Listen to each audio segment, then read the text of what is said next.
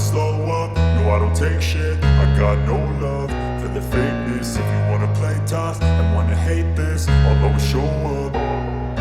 I don't ever slow up, no I don't take shit. I got no love for the fakeness. If you wanna play tough and wanna hate this, I'll always show up and make a statement. I don't ever slow up, no. Siyempre mag-vlog lang tayo tuwing lalabas ng bansa, diba? Kaya this is the only time na kaya ko mag-vlog. Walang introvert pagka may ibang bansa or pupunta at magta-travel sa ibang bansa. So yeah, today is August 31. Bukas si Jose Marichan kakanta na sa ating mga TV and social media kasi September 1 na bukas. So yeah, we're going to Singapore. This is my first time sa Singapore and I'm so excited. I'm also with my friends and I'm ready to go out. Mag-grab lang kami para hindi na hassle. I'll discuss more or I'll share with you more about yung mga requirements, kung magkano yung ticket namin, hotel and all that. For now, let's go to the airport. Okay, right, bye. Bayad na kami ng travel tax. 1,620 pa rin naman, no? Yung travel tax. Baka magmahal na siya pagka na-improve na yung airport. Titimbang kaya ito? Sana hindi timbangin kasi sobra to ng 1 kilo. Okay, bayad muna kami ng travel tax. Buti hindi siya nung maraming tao yung sa airport niya. Nasa Terminal 3 pala kami. Ba't lumalayo? Iba ka kuha. Nakapila lang kami sa bag drop. 16 nga, no? Okay, meron ng mga numbering yung yung screen. Dati wala eh. 7 kg lang naman kami. So hindi na kami pipila sa bag drop. I think parang mas mabilis pa yung sa bag drop kasi yung tatlo yung counter na open, dito isa lang. Hindi mag-bag naman. Sige. Ayan. After nito, immigration na ba tayo after or gusto mong kumain yun? Or de, mag-take out na lang tayo. Pwede naman yun, ito-take out. Or kumain at mag-take out. Hello? Dapat harap sa harap ko nga. Ano yung sabi mo?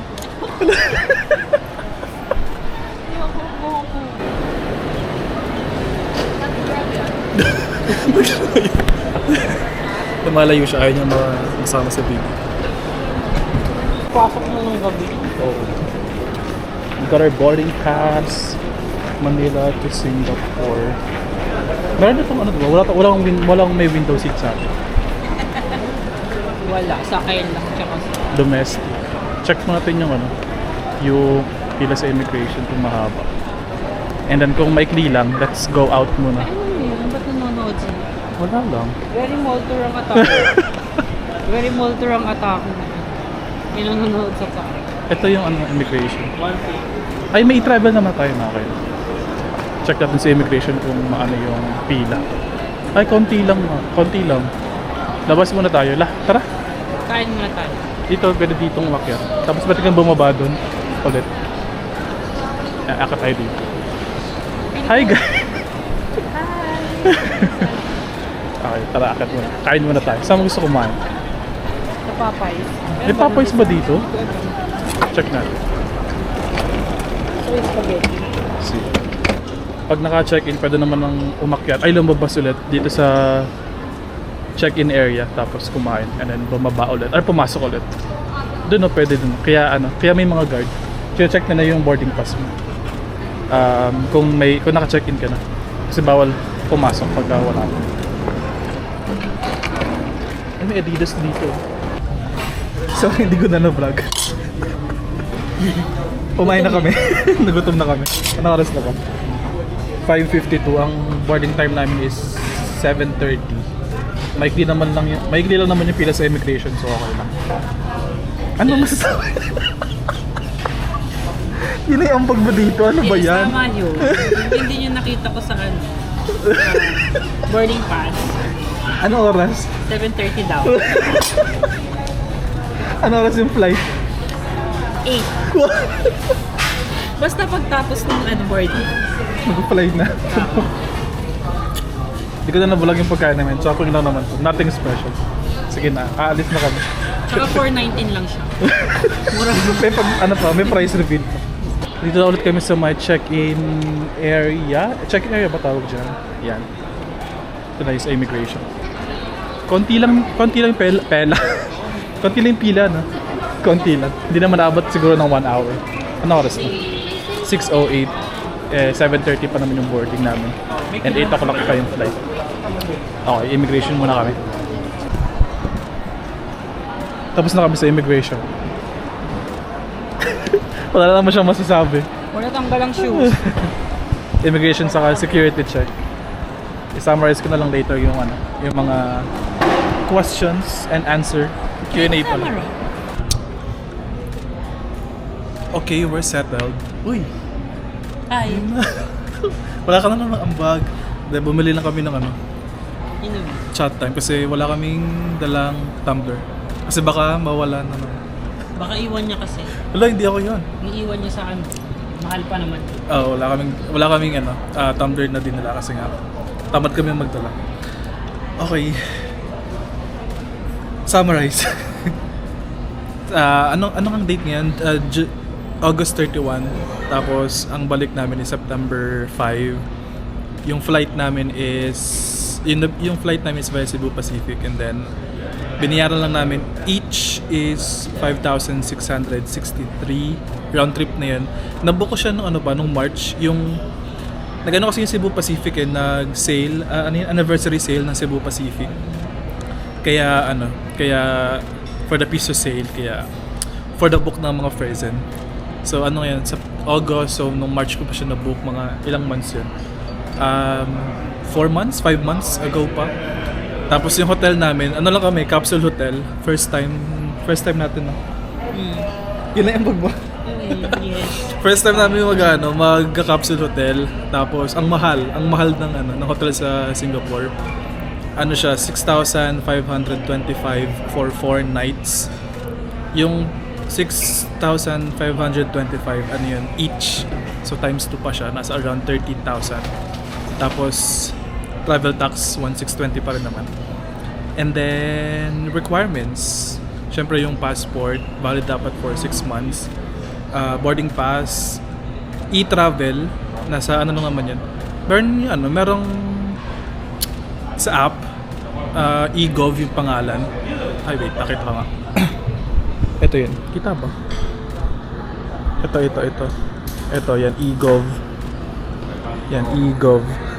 Para nakikita dyan yung history ng travel, para hindi na every time na aalis, hindi na mag-fill out ng another information. Yan, yung e-gov na lang yung i-download. Tapos sa Singapore, meron ding SG arrival card. Nasa namin website lang. Ilalagay ko na lang yung link sa screen. Lagi ka na sa description. Yan, naman, basic lang naman yung mga information doon. Kung kailan yung arrival, name ng hotel, address and all. So, ayun. SGAC yung pangalan or Singapore Arrival Card. Yan, I think yun lang naman yung mga requirements. Immigration question. Surprisingly, isa lang yung tanong sa akin. Hindi naman na-surprise kasi parang may mga travel history naman ako for the past few years. So, this is my sixth country na visit ko or mabivisit ko. So halos isa lang yung question niya kung government employee ba ako. Sabi ko hindi. And then yun lang, tatak na. Wala pang 2 minutes dun sa immigration counter. Yan, ano yung tanong sa'yo? Ikaw naman. Ano yung tanong sa'yo? Hindi, yung tanong sa akin lang. Ganon din, kung government. Tapos, kailan yung balik. And kung anong gagawin sa Singapore. Sabi ko magbibenta. Nang sama ng loob. Hindi, sabi ko for travel, vacation. So, yun, tatak na.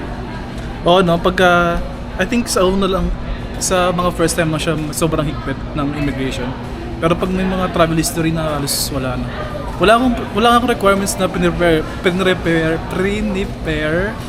like Before iba, Like COE. yung mga COE, ID, contract, payslip, yan. Wala na. Wala na akong na preparation kasi nga halos parang expected na pero wag pa rin maging complacent. Just in case lang naman, pero yun. Anong oras na ba? Ay, wala. Hindi siya gumagana. 7:03 tapos 7:30 yung boarding namin. Nasa gate kami? 113 kasi dito yung wala masyadong tao. Yung gate namin is 104 pa. Doon pa sa pinakadulo ng Terminal 3. So yeah, papalipas na kami ng oras, magcha-charge before nung boarding. Sana hindi ma-delay kasi pagdating namin sa Singapore ng alas 12 na siya, mag-Uber. Ay, hindi pala Uber. May mga app akong dinownload. Itong ride, saka itong Tada? Tada! Tada! yan yung yun yung mga dinownload kong app para sa ride hailing application or mga ride sharing application sa Singapore. Hindi ko alam kung may Uber doon. So ang plano namin is sa Uber ay mag ride sharing app na lang kami papunta ng hotel. Ang ingay, 'di ba? Narinig niyo ba ako? Ayun lang, sige, mamaya ulit, na lang, sa boarding na lang.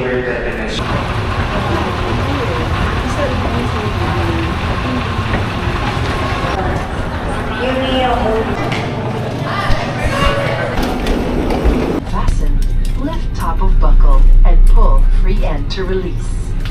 In case of water landing, your life vest is found under your seat.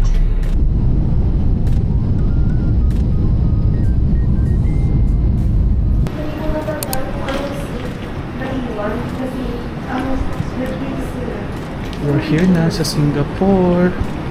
Nakakaangat sila kasi carpet yung kanilang floor. Hindi nyo kaya. Hindi na kaya. Mahirap Ang ganda. Oo, kailangan mo lagi i-vacuum. Hindi pressure washer. Bakit nangyayari sa pressure washer? Sayang dito na walang tatak. Gusto mo mag-walk later? Wag. Experience ko. Baka mas mabilis. Experience daw namin yung walk later.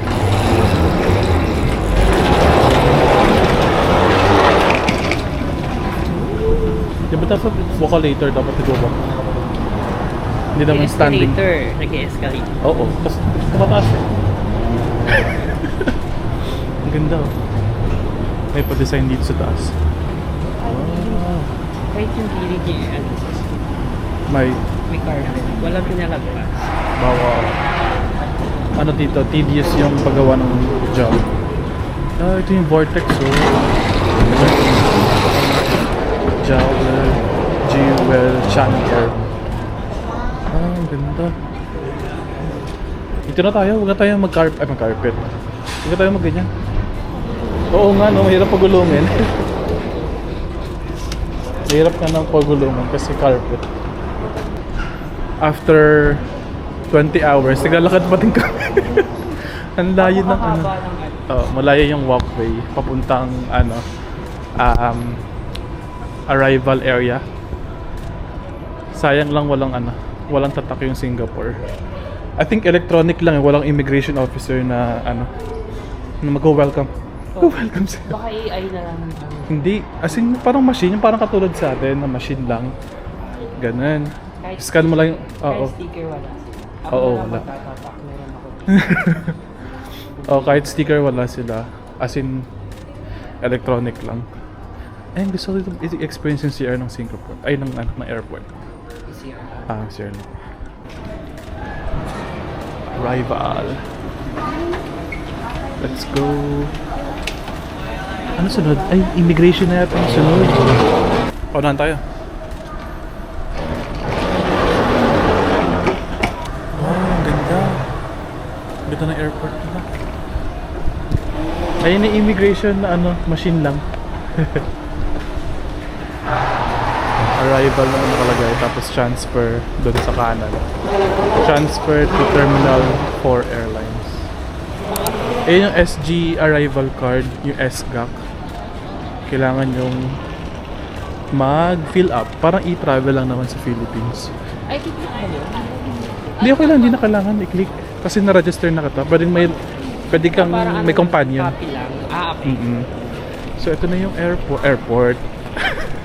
Immigration, ano ba yan? Hindi marunong mag-vlog. Mali-mali information. Tawag natin ito Changi. Changi International Airport and arrival. Pwede kayo mag-video dito kasi di ba usually pag immigration bawal na mag-video.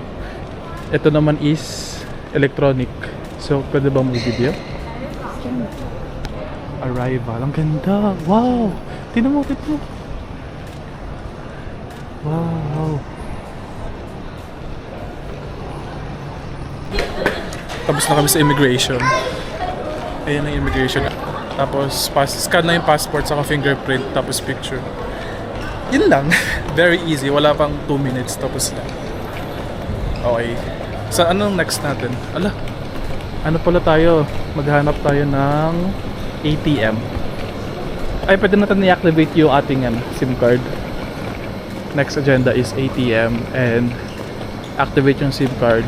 Then magbo-book ng I don't know, Uber or Lyft. Ano ngayon? Or Grab kung meron man. Or yung Tata na app. Yun. We'll see. Ito na yung baggage claim. Wow, ang ganda. Terminal 4 arrival routes. Singapore Customs. Nothing to declare.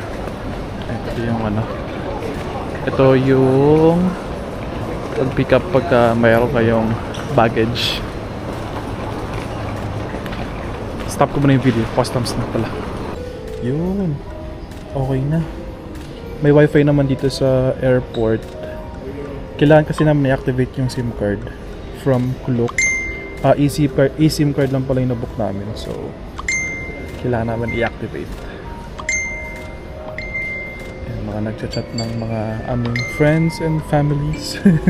Families na nanghihingi ng pasalubong. Nanghihingi ng pasalubong tapos walang binigay na perang pambili. Saan ba tayo? Hahanapin ka pa sa... Activate. Ay, ano ba yung sa'yo? Wait lang, i-activate ko muna yung SIM card. Yan, try ko i-activate yung sa akin. Hindi clickable. Sabi ko sa'yo, maglagay ka ng Ito pala.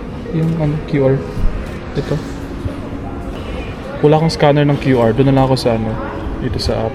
Sa settings. Cellular. Ito ba yun? Add eSIM. Use QR code. Yan. Okay, scan QR code. Activate eSIM.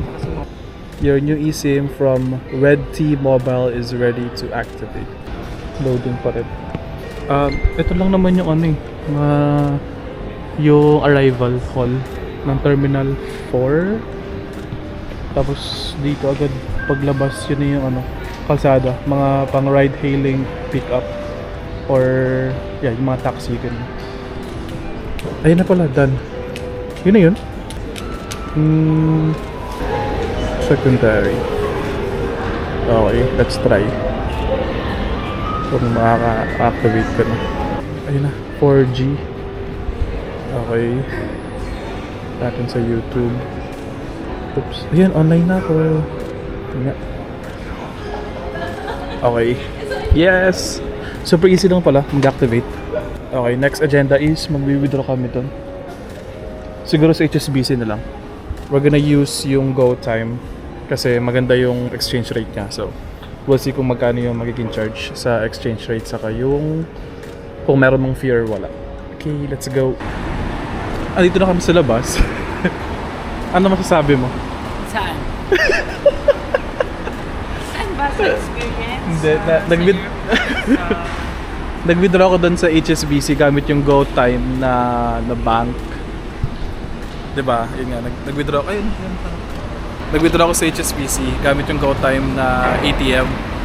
Ang maximum lang ay ang maximum is $200.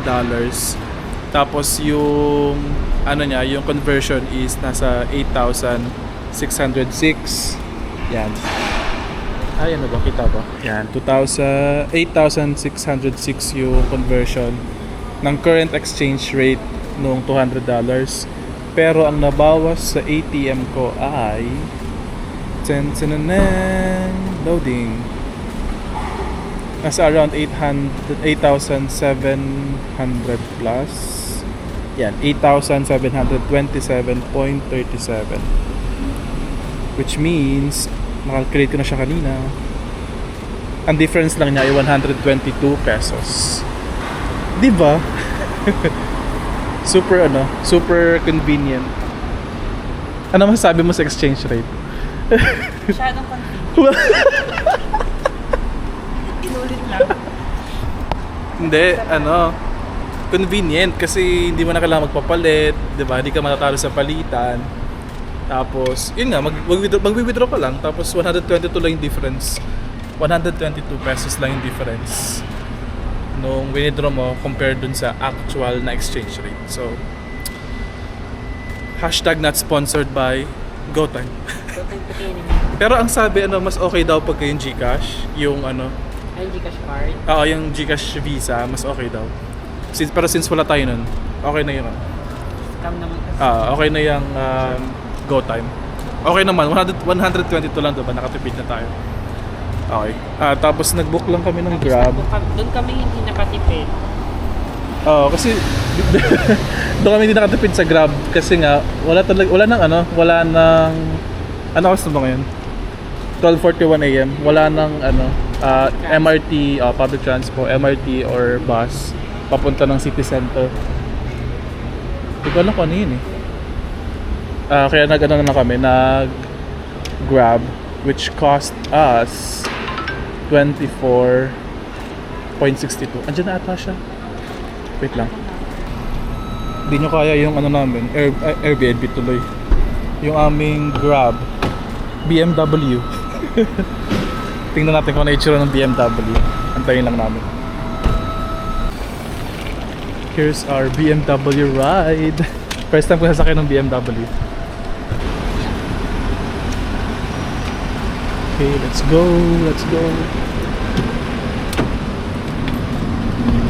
Right side, right side driving. Hindi mo kaya. Okay, let's go. Hindi ko sure kung circular house, yes. We're inside BMW. First time ko makasakay. Kaya katagal yung biyahe. Check natin. Baka 1 hour, ganun. Hindi naman. 18 minutes yung... Wait lang. 18 minutes yung biyahe. 18 minutes tapos 1K. Oo. Siguro kasi walang traffic. Wala naman traffic talaga sa Tsaka Singapore. kasi first world kasi. Singapore, 18 minutes lang yung biyahe tapos nasa around 24 Singaporean dollars na sumasama siya. 1,000 lang ba? Kasi may discount ako eh.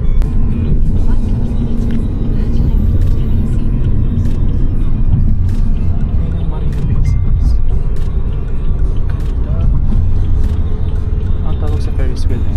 Ferris wheel. Circular House Hotel. Ang ganda. Ang ganda ng neighborhood namin. Ay, parang kainan. Parang may mga Indian town ba ito? Ayun, may mga restaurant na sa harapan. Wow, ang ganda naman. Let's go, ayun oh. Ano oras na? 1:10 AM na. Pero parang buhay na buhay pa rin yung area. Ayun, maraming mga kainan. Ano yung kasi? This way. Reception level 2. Okay, let's go. Dito pa lang sa labas, sa hallway, aircon. Ito na reception. No durian. Let's go. Check in muna kami.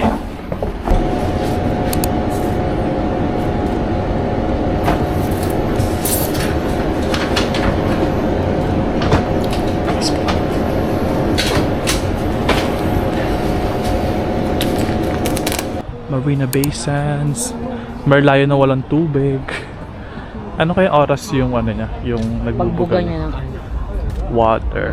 water sprout. Marina Bay Sands. Ito marami tumatampi dito, banda. Chill. chill lang sila. For the day. Ang ganda. Ganda niya sa gabi. Konti lang yung tao, wala kang kaagaw sa picture. Bahala ka sa Wala buhay kang mo. kaagaw, kahit magnanga ka sa ano. Kahit ngumanga ka dyan, walang lalabas na tubig. Thank you. Our first night here in Singapore. Magkano yan? Dito kami sa loob ng 7-Eleven. Ano to? Toblerone cheesecake. Magkano? 3 for 11.90 pag isa lang. Ito ay nasa $3.33. Pero nakalagay 25% off eh. Siguro may discount kasi matagal na siyang ano,